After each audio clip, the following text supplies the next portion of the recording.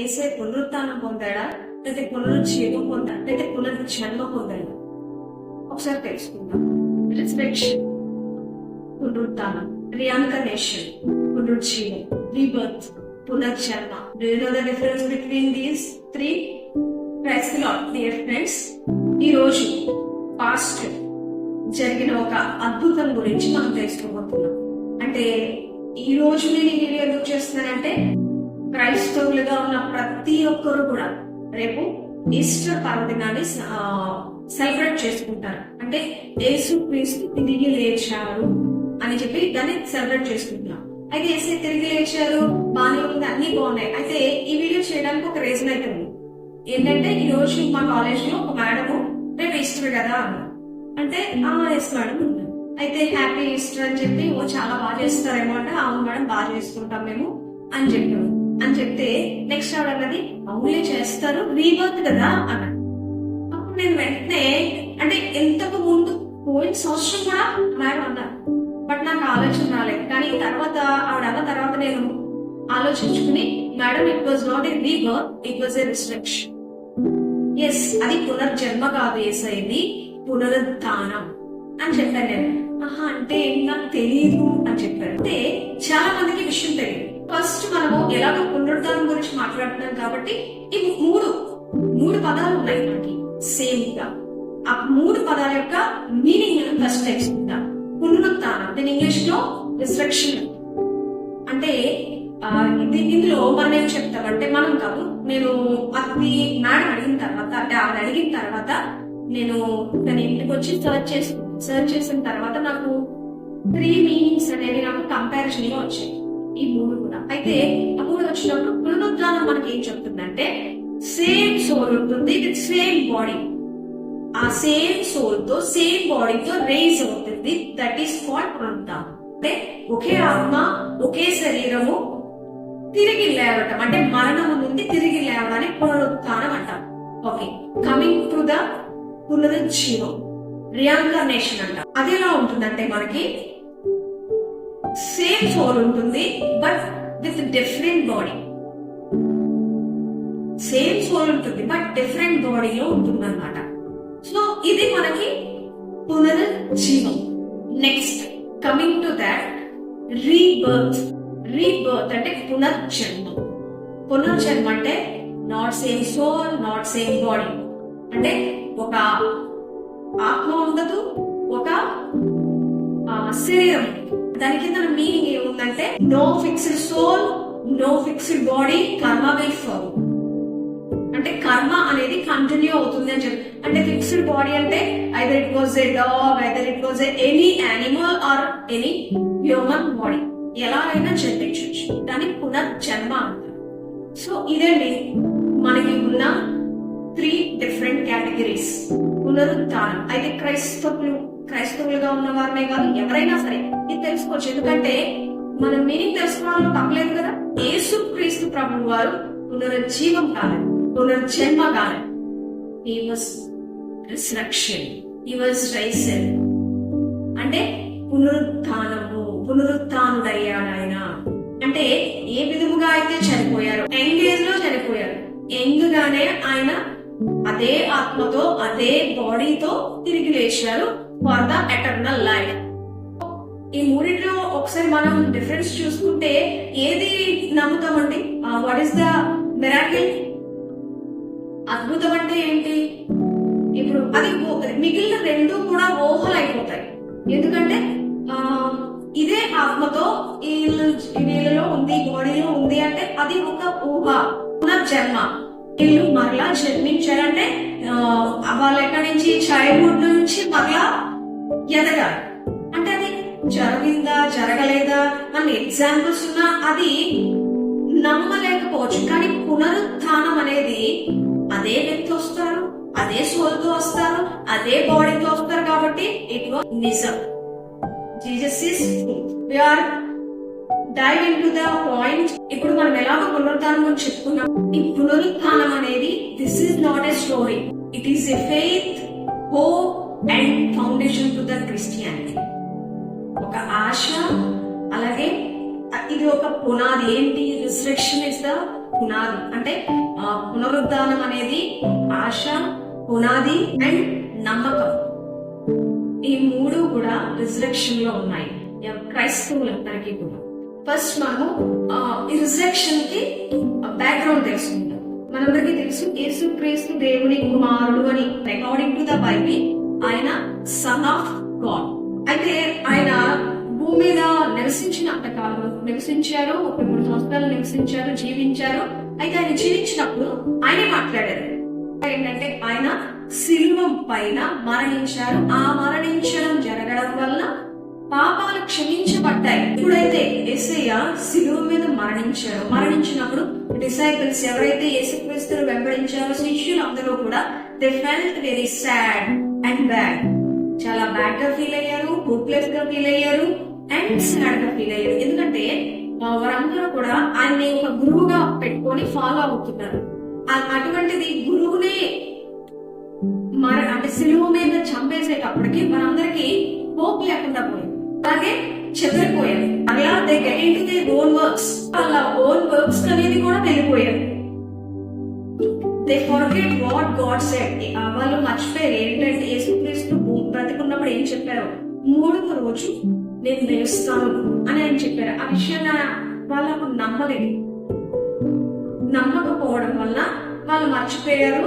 Next third day after the crucifixion, next third day miracle was happened in that time. అంటే ఒక అద్భుతం జరిగింది. We are talking about that అద్భుతం. ఆ అద్భుతం గురించి మనం మాట్లాడుకుందాము. మనకి ఆయన బాడీ అనేది టౌన్ లో పెట్టినప్పుడు, అంటే చనిపోయిన తర్వాత, టౌన్ లో ఫ్రైడే చనిపోయిన తర్వాత, అంటే ఇప్పుడు మనం ప్రెసెంట్ లో మాట్లాడుతున్నాం. ఓకే, అంటే నిన్న చనిపోయారు. ఆయన టౌన్ లో పెట్టేశారు. టౌన్ లో పెట్టిన తర్వాత రోమన్ సామ్రాజ్యం వారు, అంటే రోమన్స్ పరిపాలిస్తున్నారు కదండి, వాళ్ళు ఏం చేశారంటే ఈ మాట వరకు తెలిసింది, I will raise him on the third day అని దేవుడు ఎప్పుడైతే చెప్పిన మాట తెలిసి వారు నమ్మలేక కానీ ఏం చేశారంటే చాలా కట్టుదిట్టమైన భద్రత ఏర్పాటు చేశారు. అంటే ఎక్కడైతే దేవుడి సమాధిలో అక్కడ సమాధి దగ్గర సెక్యూరిటీ చాలా ఎక్కువగా పెట్టారు, చాలా కట్టుదిట్టం చేస్తారు. ఎందుకంటే ఇఫ్ ఇన్ కేస్ ఎవరైనా దాన్ని ఆ బాడీని తీసేసి దొంగిలించేసి మా యేసుక్రీస్తు లేచాడు అని చెప్తారేమో అని వారు చాలా కట్టుదిట్టమైన భద్రతను పెట్టారు. He was raised on the third day. ఆయన లేచారు. ఎలా మనకి సైంటిఫిక్ గా మనము ప్రూఫ్ చెప్పలేకపోవచ్చు, because it was a miracle. Miracle కి there is no scientific proofs, but history has proofs. So ఇప్పుడు మనకి మిరాకిల్ కి దొరకకపోవచ్చు ఏంటి ప్రూఫ్స్ అనేవి, కానీ హిస్టరీలో క్లూస్ అనేవి ఉన్నాయి. So there is so many clues are there. చూద్దాం ఏమేమి క్లూస్ ఉన్నాయో అకార్డింగ్ టు ద బైబిల్ చూద్దాం.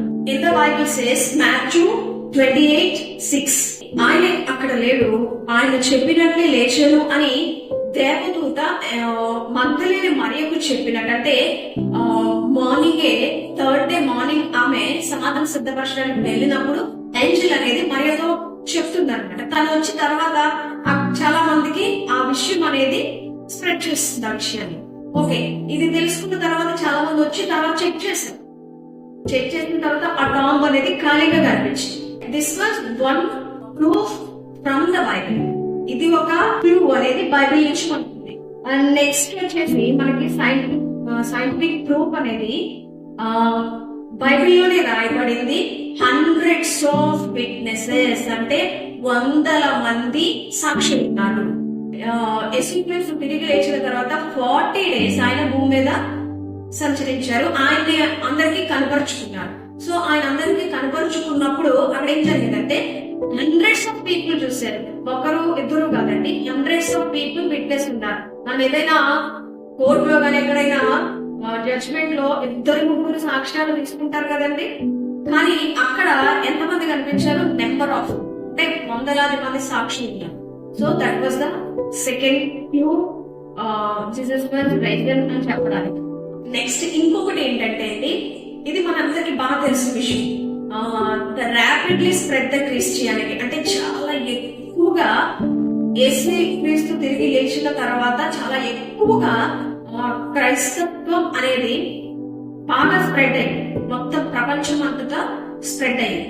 ఓకే, మీరు ఒకసారి ఆలోచించండి, బైబిల్లో మనకి క్లూస్ ఉన్నాయి, హండ్రెడ్స్ ఆఫ్ పీపుల్ అనేది ఐ విట్నెసెస్ ఉన్నారు అప్పటి వారు.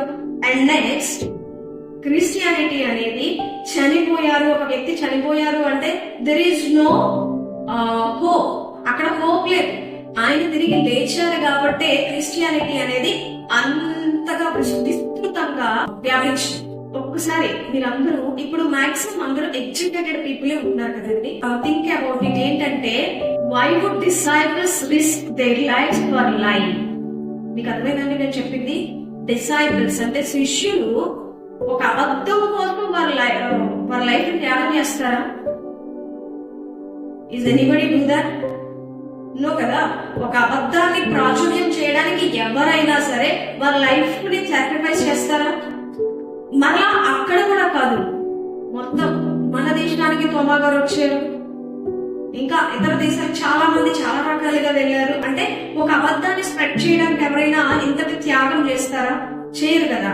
అంటే యేసుక్రీస్తు ప్రభువు తిరిగి లేచారు అనడానికి మనకి ఇంతకన్నా ప్రూఫ్స్ ఇంకేం కావాలండి? చిన్నది రీక్యాప్ చేస్తాను. ఏంటంటే యేసుక్రీస్తు ప్రభువు వారు తిరిగి లేచారు 3వ దినాన్ని. తిరిగి లేవకపోతే క్రిస్టియానిటీ అనేది ఉండదు. క్రిస్టియానిటీకి పునాది రిసరెక్షన్, పునరుత్థానము is the foundation for the Christianity. ఎందుకంటే మరణమును ఓడించి ఎటర్నల్ లైఫ్ కోసం ఆయన లేచారు. According to the scripture 1 Corinthians 15:20 అందులో మనకి ఏం రాయబడిందంటే క్రీస్తు మృతుల్లో నుండి లేచాడు, మొదటి ఫలమై ఉన్నాడు. మీనింగ్ ఏంటంటే ఆయన ఫస్ట్ ఫ్రూట్ అయితే నెక్స్ట్ అంటే హూ బిలీవ్స్ ద క్రైస్ట్, అంటే మిగిలిన వారందరూ కూడా సేమ్ యాజ్ వారందరికీ కూడా పునరుద్ధానం ఉంటుంది. సో ఈ హోప్ తో, ఎందుకు పునరుద్ధానము? శాశ్వత జీవం కోసం, శాశ్వతంగా ఎటర్నల్ లైఫ్ కోసం. సేమ్ క్రీస్తుకి ఎలాగైతే జరిగిందో, ఎవరైతే బిలీవ్ చేస్తున్నారో యేసుక్రీస్తుని వారందరికీ జరుగుతుంది. పునరుజ్జీవంలో ఆ టైప్ ఆఫ్ హోప్ లేదు, పునర్జన్మలో ఆ టైప్ ఆఫ్ హోప్ అనేది లేదు. That is the reason Christianity was so spread in that time and till now. So coming to the conclusion, my dear friends, మీరందరూ కూడా, నేనేమి మిమ్మల్ని మార్చేయట్లేదు, ఏం చేయట్లేదు. నేను చెప్పింది అబద్ధమని మీకు అనిపిస్తుంది. బుక్స్ ఆఫ్ గాస్పెల్ బుక్స్ అనేవి 4 బుక్స్ అనేవి ఉన్నాయి. మత్తయి, మార్కు, లూకా, యోహాను సువార్త. ఈ 4 బుక్స్ చదువుకున్నవారే కదా, చదవండి. చదివిన తర్వాత కామెంట్ అని బిలీవ్, మీకు ఏమనిపించిందో కామెంట్ చేయండి. ఎందుకంటే మనం ఏది తెలియకుండా మాట్లాడేసే కంటే తెలుసుకుని మాట్లాడాలి. ఓకేనా? మనకి మీకు డౌట్ ఉందనుకోండి, మీకు ఇంకా రిసరెక్షన్ గురించి, పునరుత్థానం గురించి తెలుసుకోవాలనుకుంటున్నారంటే read Matthew, Mark, Luke and John చదవండి. ఎవరికైనా ఈ వర్డ్స్ మీకు నచ్చినట్లయితే share this video, like and comment. Thank you.